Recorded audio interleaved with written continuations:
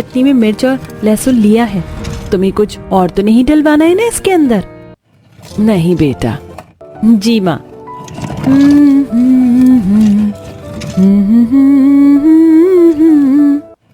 राखी अभी आंगन में चटनी पीस ही रही थी कि तभी वहां पंडित राम प्रसाद जी आ गए।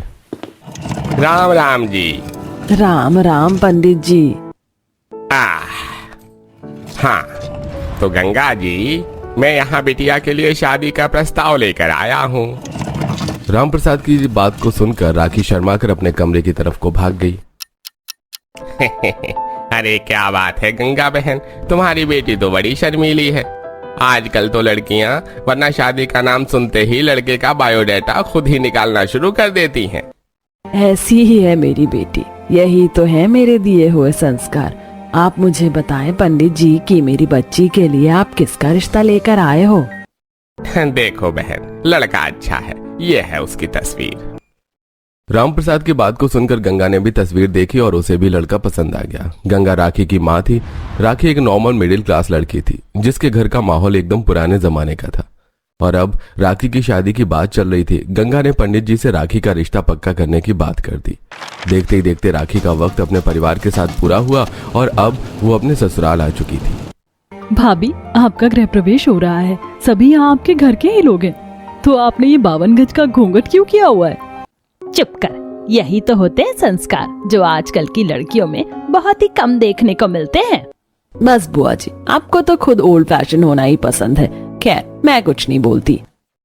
पूजा ऐसे बोलकर पीछे हट गई, जिसके बाद ज्वाला ने अपनी नई बहू की आरती की और फिर कलश को गिराते हुए राखी घर में आई।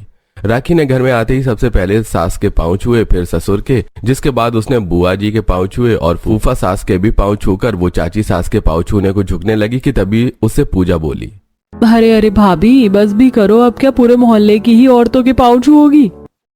लेकिन हमारे घर में तो अपने पतिदेव समेत सभी बड़ों के आदर सम्मान में उनके पांव छुए जाते हैं। वाह बहू, बड़े ही अच्छे संस्कार दिए हैं तेरी माँ ने तो तुझे। और पूजा, बहू के पांव छूने से तुझे क्या दिक्कत हो रही है भला? अरे नई बहू ही अगर बड़ों का सम्मान नहीं करेगी, उनके पांव नहीं छुएगी, तो क्या हम छुएंगे? जीती रह बहू, भगवान तुझे सदा खुश रखे। इन्हीं दुआओं और आशीर्वाद के लिए ही तो मैंने पांव छुए थे। मुझे बड़ा अच्छा लगता है जब बड़े लोग मुझे आशीर्वाद देते हैं। राखी की बात को सुनकर सभी मुस्कुरा दिए, जिसके बाद पुराने जमाने की सोच वाली बहू अपने कमरे में चली गई। लेकिन उसके संस्कार अभी औरतों के सिर चढ़कर बोल रहे थे। कितनी संस्कारी बहू लाई है ना ज्वाला जी, सच में बातें भी ये लगती हैं जैसे कि मिश्री घोलती हो। सही बोला। पहले ही दिन राखी ने अपने बर्ताव से सभी का दिल जीत लिया था।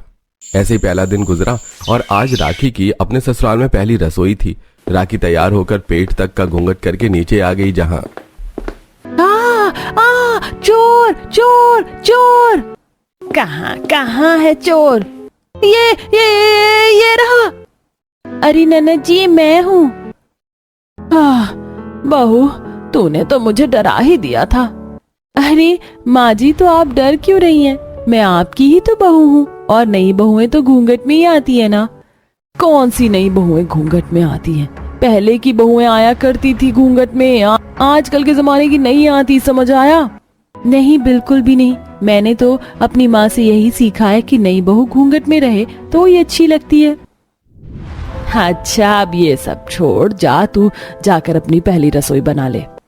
क्या बनाऊं माँ जी? जो तेरा दिल करे। और सुन, तेरी ननद को ना चाइनीज खाना बहुत पसंद है, तो कुछ चाइनीज भी बना देना। ज्वाला की बात को सुनकर राखी ने बस गर्दन हिला दी और अपने घर की वो रसोई में आ गई। रसोई देखते ही राखी का दिमाग घूम गया। हे भगवान, यहाँ ना तो चूल्हा है और ना ही सिलबट्टा, और ये च्याओ म्याओ क्या होता है? क्या क्या बनाने को बोल दिया है मुझे? हे भगवान। अरे हाँ, याद आया, वो 2 मिनट वाली जो मैगी होती है, वो भी तो चीनी लोग बहुत खाते हैं ना। चल राखी, वही बना दे। राखी ने ऐसे बोलकर गैस चूल्हे पर मैगी बना दी और फिर वो आलू पूरी बनाने की तैयारी करने लगी। लेकिन आलू पूरी बनाने को उसे रसोई में अपने मतलब का सामान ही नहीं मिला। आलू पूरी में तो सारे खड़े मसाले कूट कर डाले जाते हैं, ऐसे ही ग्रेवी भी पीसी जाती है, लेकिन यहाँ तो ना मुझे ओखली दिखाई दे रही है, ना ही सिलबट्टा। अब क्या करूँ? अरे हाँ, आइडिया, जरूर छत पर कोई पत्थर वगैरह होंगे।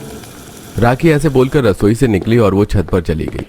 जहां छत पर उसे एक बड़ा और एक छोटा पत्थर मिल गया और राखी उसको उठाकर नीचे रसोई में ले आई और उसको अच्छे से साफ करके उसने उसके ऊपर खड़े मसाले पीसना शुरू कर दिया। भाभी कहाँ तक काम पहुँचा? माँ, हे भगवान, भाभी आप क्या कर रही हैं? अरे क्या ननद जी, आप बात बात में यही पूछती हो, जानती नहीं हो क्या कि मैं क्या कर रही हूँ? हाँ तो अकल की दुश्मन भाभी जी, ये मसाला मिक्सी मशीन में भी तो कूट लिया जा सकता था ना। हाँ बिल्कुल, लेकिन मैं पीसूंगी नहीं। मैं तो शुद्धता के साथ खाना बनाती हूँ, इन सभी चीजों के इस्तेमाल से बचते हुए, समझी ननद जी? ये पत्थर घिसा हुआ खाना आपको शुद्ध लग रहा है? खैर, जो करना है करो, समझी? पूजा ऐसे बोलकर चली गई। राखी ने अपने तरीके नहीं बदले और उसने सब कुछ हाथ से ही काट पीट कर खाना बनाया, जिसमें कि उसे वक्त भी लग गया। लेकिन सभी को पुराने तरीके से बने खाने का स्वाद बेहद ही पसंद आया और राखी को खूब अच्छा शगुन भी मिल गया। ऐसे ही सिलसिला जारी था और अब राखी की शादी को हुए महीनों होने को आई थी। राखी अपने ससुराल में भी सभी कुछ पुराने तरीकों से करती थी। अरे बहू, सफाई करके क्या करेगी? माँ जी बस झाड़ू के बाद पोछा लगाऊंगी और फिर कपड़े धोने को बैठूंगी, उसके बाद मुझे खाने के लिए मसाला कूटना है। अरे बेटा, तू इतने काम करती है, इससे अच्छा तो तू एक वॉशिंग मशीन ले ले और मसाले वगैरह कुटे हुए ही मंगवा लिया कर, या फिर मिक्सी में कूट लिया कर, तो तेरा घंटों का काम मिनटों में हो जाएगा। मैं जानती हूँ माँ जी की ये सब चीजें आज की जरूरत है, लेकिन मुझे सब कुछ पुराने तरीकों से ही करना अच्छा लगता है। मुझे ऐसा लगता है ना कि ये मशीन इंसान को आलसी बना देती है, इसीलिए मैं खुद को आलसी ना बनाकर एक्टिव रखना चाहती हूँ। लेकिन आप हो बस घर के कामों में ही एक्टिव। अच्छा, इसको कौन सा ऑफिस जाना है जो तू ये बोल रही है? बहुओं का घर के काम में परफेक्ट होना ही सबसे ज्यादा जरूरी होता है। ऐसा नहीं है माँ, अगर मेरी कोई भाभी पढ़ी लिखी होती ना तो मैं उनके साथ ऑफिस जाया करती। अरे तो तू उदास क्यों होती? अभी तो तेरा एक भाई बचा हुआ। अगर तुझे इतनी ही ख्वाहिश है एक मॉडर्न भाभी की, तो अपने भाई के लिए तू अपनी पसंद की बहू ले आना। ज्वाला की बात सुनकर बस पूजा मुस्कुरा दी, ऐसे ही राखी भी मुस्कुरा दी।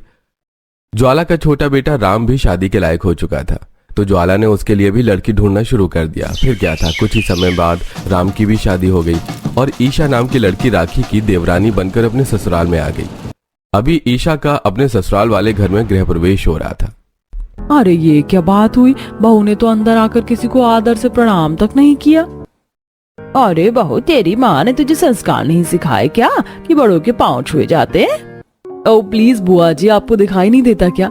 देखिए मैं बहुत ज्यादा थक गई हूँ। 10 किलो का ये लहंगा, ऊपर से 15 किलो की चुन्नी, और आप चाहती हो कि इस भारी भरकम ड्रेस में मैं झुक झुक कर सभी के पांव छूं? मुझे अपनी बैग का ख्याल है। बाप रे, ये तो बहुत ज्यादा बोलने वाली लगती है। अरे दीदी, आप नई बहू से ऐसे क्यों बोल रही हो? बेचारी थकी हुई है। That's it. राम, चलो कमरे में चलते हैं। वैसे भी मुझे बड़ी थकान। हाँ तो पति से ही तो बोलूंगी कमरे में जाने को, या आपसे कहूँ? चलो ना राम, मैं बहुत थक गई हूँ। देवरानी जी, जरा सी तो शर्म लिहाज आपके अंदर है या सब बेच खाई है? ऐसे सबके सामने हाथ कौन पकड़ता है? क्यों नहीं पकड़ सकती हूँ मैं हाथ? अच्छा, तो ये दादी अम्मा आपको अब भाभी हाथ भी पकड़ने से रोक रही हैं, क्यों भाई? अरे तुम लोग तो बेवजह ही लड़ रहे हो। ईशा बहू, जा तू अपने कमरे में चली जाओ और बाकी सब भी चलो आराम कर लो। ज्वाला की बात को सुनकर सभी मेहमान और घरवाले अपने अपने कमरों में चले गए। ईशा का कमरा ऊपर था तो वो अपने पति के साथ ऊपर चली गई। दोनों बहुएं घर में अब एक सिक्के के दो पहलुओं की तरह हो गई थी, जो दोनों एक दूसरे से बिल्कुल अलग होते हुए भी एक ही घर का हिस्सा थी। ऐसे ही अगले दिन। माँ, ईशा भाभी आ गई क्या नीचे? नहीं, अभी नहीं आई, जा तू उसे बुला ला। जी माँ। ईशा भाभी उठ जाओ। अरे अंदर से तो कैसी भी आवाज ही नहीं आ रही है। ईशा भाभी, अरे अंदर तो कोई भी नहीं है। पूजा ने नीचे जाकर भी यही सब बता दिया, जिससे सारे घर में ईशा की ढूंढ मच गई। अरे अभी आज तो ईशा का यहाँ पहला ही दिन होने वाला था, कहाँ चली गई ये लड़की? हे भगवान, माँ जी, मैंने काफी बार सुना है कि कभी कभी काली नजर भी नई बहुओं को ले जाती है, अगर ईशा को भी वही। शट अप भाभी, आप तो ऐसी स्टूपिड बात ही करना। अरे माँ, भाभी कहीं छत पर तो नहीं है? पूजा ऐसे बोलकर छत पर चली गई, जहां उसने देखा कि ईशा क्रॉप टॉप और टाइट लेगिंग में वर्कआउट कर रही थी और मोहल्ले की सभी औरतें उसे घूर घूर कर बातें बना रही थी। ओह अच्छा, तो आप भाभी यहाँ पर हो। अरे पूजा, तुम? भाभी आप छत पर क्या कर रही हो? तुम्हें समझ नहीं आ रहा कि मैं वर्कआउट कर रही हूँ? वो तो मुझे दिख रहा है, लेकिन ऐसे खुले में वर्कआउट? भाभी ये एरिया ऐसा नहीं है कि यहाँ कुछ भी कर लिया जाए। देखो लोग आपको देखकर बातें बना रहे हैं। अच्छा ये? अरे ये तो बुद्धू लोग हैं, बनाने दो बातें। ये भगवान, तुमने ये क्या पहना हुआ है? कितने छोटे कपड़े। अरे खैर आप तो बोलो ही मत, पुराने जमाने की देवी। भाभी नीचे चलो, माँ परेशान है, और आगे से ऊपर मत आना वर्कआउट वगैरह करने। यहाँ लोग ज्यादा खुली सोच के नहीं है। पूजा की बात पर ईशा नीचे चली गई। ईशा की हरकतें देखकर राखी को अजीब लगा, क्योंकि वो इस सब से बिल्कुल अलग थी। हे भगवान, ऐसे खुले में इतने खुले कपड़े, क्या इसको आज के जमाने का होना बोलते हैं? अगर हाँ तो फिर तो मैं तो पुराने जमाने की ही सही हूँ। राखी ऐसे ही हैरत में नीचे आ गई। कुछ देर बाद ही ईशा ने अपनी पहली रसोई बना ली, जिसको सभी ने एंजॉय किया सिवाय राखी के। भाभी सभी ने मेरी रसोई की तारीफ कर दी, बस एक आप ही चुप हो। कुछ तो बोलो। अगर मैं सच बताऊं ना ईशा, तो मुझे ये ज्यादा पसंद नहीं आई। क्या है ना कि हाथ से मसाले कूट कर बना हुआ खाना अलग ही होता है। अच्छा, अगर ऐसा है तो आप अपना खाना खा सकती हो, मेरे हाथ से बना खाना खाने की जरूरत नहीं है, ओके? अरे बहू, ये तो कैसी बात कर रही है? अपनी जेठानी से ऐसे बोलते हैं? तो मैंने क्या गलत बोला माँ जी? सही तो बोल रही हूँ। अगर इनको ये अच्छा नहीं लगा तो अपने हाथ का खाएं। ठीक है, यूं मत समझना कि ऐसे बोलकर तुमने मुझे नीचे दिखा दिया ईशा। अरे भाभी आप क्यों गुस्सा करती हो? ये राखी भाभी तो ऐसी ही हैं, इनको अपने कामों से ज्यादा कुछ और अच्छा ही नहीं लगता। आप इनकी बात पर अपना मूड मत खराब करो।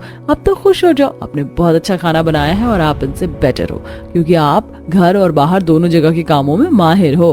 दोनों देवरानी जेठानी की कलेश के बीच राखी कुछ नहीं बोल पाई और बस अपना सा मुंह लेकर वो नीचे आ गई। ऐसे ही थोड़ा और वक्त गुजरा और हर एक गुजरते दिन के साथ दोनों देवरानी जेठानी के तौर तरीकों से अलग होने की वजह से एक दूसरे से नफरत करने पर ही तुली हुई थी। सारे घर के कामकाज राखी करती थी और ईशा